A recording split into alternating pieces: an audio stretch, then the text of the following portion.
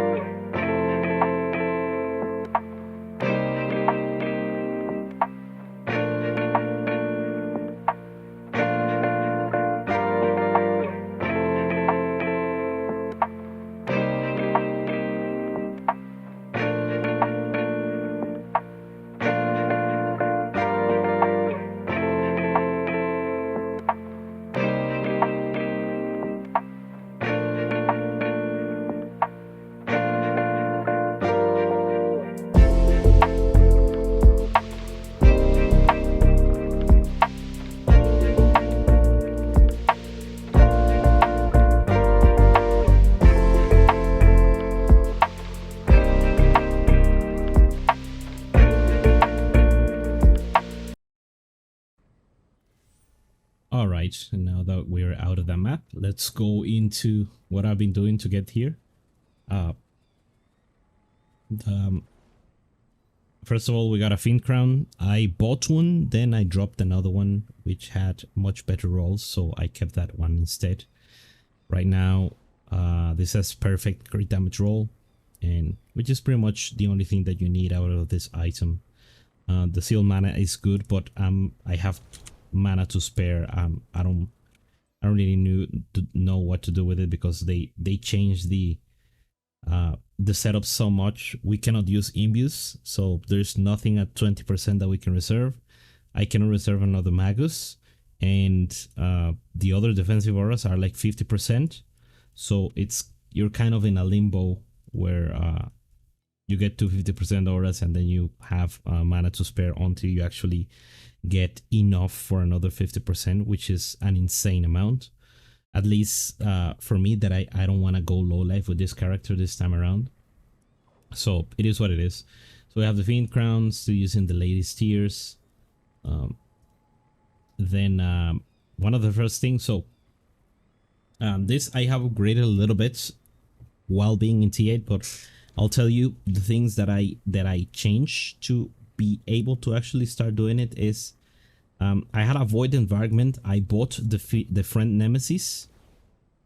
This is a terrible roll. You can get 40%. I only got 30.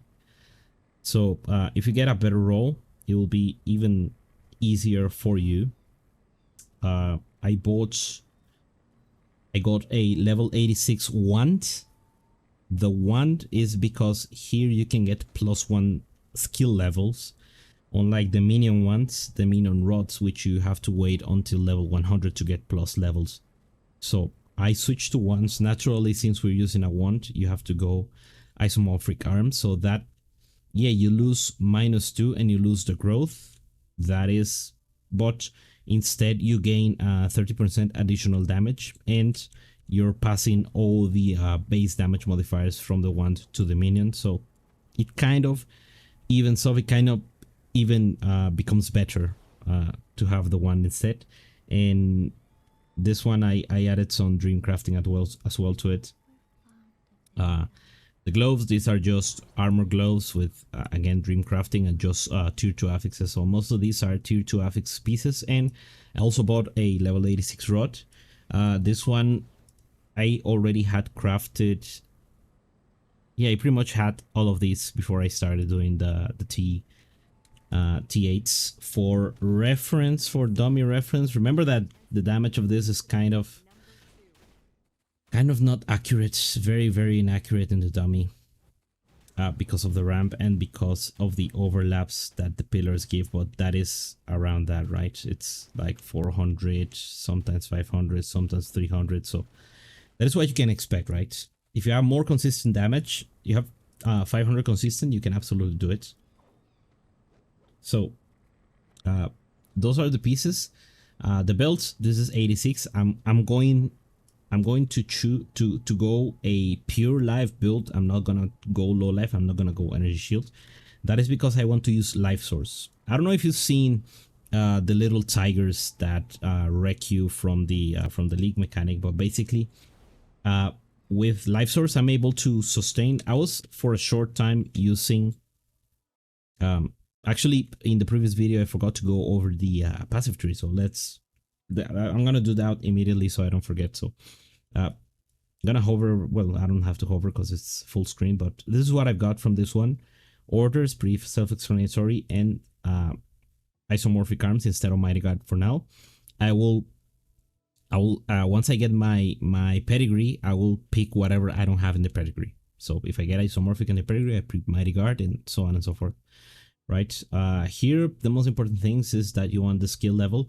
You want these nodes. This is 80% increased damage, and this is cooldown recovery speed. You really need to max these out. This is optional, but you know it's good. And because it's fire spirit, and even if you're not playing fire spirit, I will always get the medium crit nodes because the medium crit nodes are insanely good.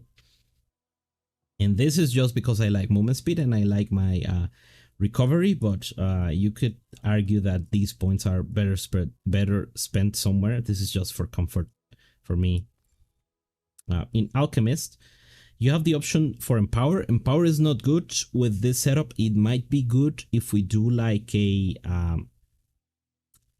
damage over time setup with a Flame Spirit. I don't know if I will do that, honestly, but that is something worth trying. So for now, Source is the only option to get here. Contingency is purely defensive, and I don't think it's that good either, unless you have a big pool. And then I was using Panacea. With Panacea and with Life Source, you absolutely do not die from damage over time, but because my HP pool is so low, my resistances are so trash, and I don't really have that much armor, I'll still die of a one shot. But if a monster hits me, my life source kicks in and I don't die. So there's that. Once I have more HP, then it's gonna be better. So once I get enough damage where this doesn't matter as much, I would like to play with this. But for now, the difference between not running Talons and running it is like 200 million, which is too much for this stage in the game. And here, pretty similar. Cooldown recovery speed, very important. This one doesn't really matter, at least for now. Maybe if I go into Ignite, it will. And here, I want the enhanced damage. As you can see, I grabbed that in God of Machines as well. It's for consistency, because while if they don't do the enhanced, let me show you the difference. So the basic attack has its 340 multiplier. The enhanced attack is 864. So while I have that harvest time, the growth, and those points, the minions mostly do the enhanced attack. So it's a big difference, I think, in damage consistency. versus not having it. So I recommend that you grab that, or you get another source of enhanced damage, like in the slates or something. Enhanced skill channel. You can also get that in rots. Um, and yeah, the ultimate skill damage. These notes are insane. 3 points for 72 damage. And here I went for this, some extra life, regen, and restoration skill effect for recovery. And here, uh, restoration skill effect pretty good. Probably getting more life is better before increases the effect of restoration skills, but you know, right now that's how I'm playing. I can test this around, and you can toy around it too. And with Warlock, I basically got the minimum amount of points necessary to get to the +1 skill levels, which is massive, to get this and to get off the beat and indifference, which is very standard on Iris at this point. So there is not much to explain there. With the slates, my slates are kind of trash, but I have a few +1s here. So yeah, I have 2 +1 slates. And then what I have is like LE Pen, cooldown recovery speed for ultimate. This one, damage taken transfer, that mod. The plan here is to get a pedigree with either isomorphic arms or yeah, orders. Not orders. What's the name of this? This not. Mighty Guard. Yep, that's the plan for slates. So in the hero trade, you should already know we're doing struggle free for basically the nourishments. I could do embrace the world, but this +1 nourishment plays into this cooldown recovery speed per stack, and you really want a lot of that. And then same thing, amazing friends and run with the wind. Then while doing T8s, I dropped these. I was using purple memories to start doing T8s, and while running them, I actually got the orange memories. So this one is level 39. I still need more materials to max it out, but it's already giving me a +1, so that's cool. I don't care too much about the run with the wind. +1 is less damage, less extra damage taken. But it's whatever. I'm dying regardless, so it doesn't really matter too much right now. And the difference here in cast speed versus the level 30 is like at least 5%. I didn't think it was that much. Oh, because this is 20 versus 30, so yeah, it's quite a bit. But it will equalize itself. Plus, I get 30% crit damage here and block chance. And this one has crit damage and life, and I need to roll the other mods once I have enough materials for it. And this is just armor and spell block. In hindsight, I will probably go for life here in spell block. This is because most of my gear pieces do have armor, but they don't have life. Like the free nemesis has armor but no life. Same thing about the binding fusion. So I'm really low on HP, and I want to fix that. What else do we have to go over? Oh, I bought candles. So I got this one, just less damage taken, LRS and aura effect, and I got a shrink back candle. I bought this for like 10 FE. Pretty cheap, and you get barrier scales with life, which is why my barrier right now is very pitiful. But once I get more life, and once I get a few of the points that make barrier also scale with armor, which I plan to stack on this build, then it will be much better. And for skills, so this is what we're using. So I'm using life source with residues and deactivation medium life for recovery, and it's pretty decent. If I don't get one shot, then I can actually sustain myself back up. But mostly right now, one shot is the name of the game. Nourishment, Scorch, then Precise Spell Lamp. This was rising in price when I bought it. I bought it first for like 10, then I sold it for like 40, then I bought it again for like 39, and I think it's risen again. This is still like 1 FE. Charged Flames, very cheap. Then just Swiftness for mobility, but arguably you may if you're going the full glass cannon route where you go low life, then you play Radical Order here, which is what most people are doing. And then what I'm running here is Grudge because of the Paralyze. In the end, yeah, this is 23 here, but the Paralyze is 15% additional, so it ends up being one of the best supports that you can run for this skill. Alongside Control Spell is just too good. The 100% less critical rating is nothing when you consider how much they get from the Empower effect. They get 435 for 6 seconds without taking into account the effect, the increased effect of Empower that they get for from Harvest Time and the growth and stuff. So this 100% is doing nothing here. It doesn't really matter. LE Fusion, because right now I don't care about the ignites. Interesting, I didn't know Ignite that had that tag of additional affliction effect on the Ignite damage. Again, at some point I want to try the Ignite version of Spirit Magos, because it's kind of what you want to lean into because of the supports that exist. But that requires me to gear the character up a little bit different. For now, the hit base is pretty good. And yep, that's pretty much everything for updates. If you watched onto this point, thank you very much. I appreciate it. Let me know what you're playing. What do you think about this version? Oh, let's check this out. Right now, I'm 751 in Ordrak. These guys, I think all of these are playing Thunder. The question is gonna come. So yeah, it's Thunder better than Fire? Yes, it is.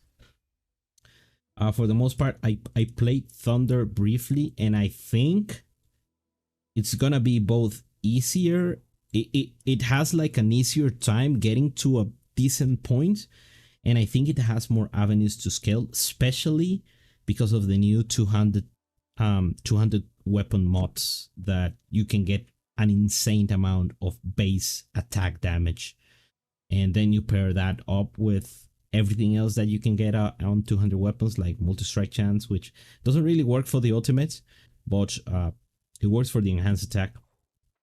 And yeah, Thunder is better. So if you're looking to play the most optimal Iris, I would you can do, as you can see, they are pretty much doing almost the same thing as I am. These guys are not doing ultimate for some reason, but I know. Yeah, I think they are, right. Yes, yeah, there you go. Amazing friends. So for the most part, you would see that the tree is very similar. It's missing. These points are missing here. Although you could argue that the attack and cast speed is very, very impactful too, but I kind of think that the cooldown recovery is more important to get here. But they have more damage than I, so yeah, I may be wrong. Extra MS. So yeah, for the most part, it's pretty much the same thing. Yeah, see here, instead of getting this, yeah, you could go this route. The reason I don't like it is because I feel like these points are wasted, and there are so many points, like 6 points just to get a +1. I think it's a massive waste, because the origin of Spirit Magus for Thunder and Fire doesn't do anything for you or the minion. It would be good if you're doing like the Erosion Magus though. And yeah, so yep, it's pretty much the same thing. I have 35 points here, but because they're playing Energy Shield, so they need these extra points here for recovery. But yeah, for the most part, you would see that the setup is very similar, and what you get on slates is just that, you know, Dex, +1 levels, and whatever you can get. So this is Ordrak 751, and I've done up to level 7. Yeah, level 7. We're very, very, very close to each other. This one just wrecks me, so I just need to basically kill him fast.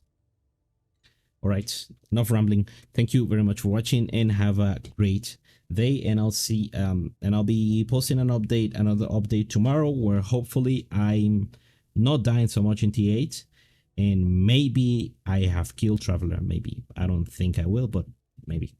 All right.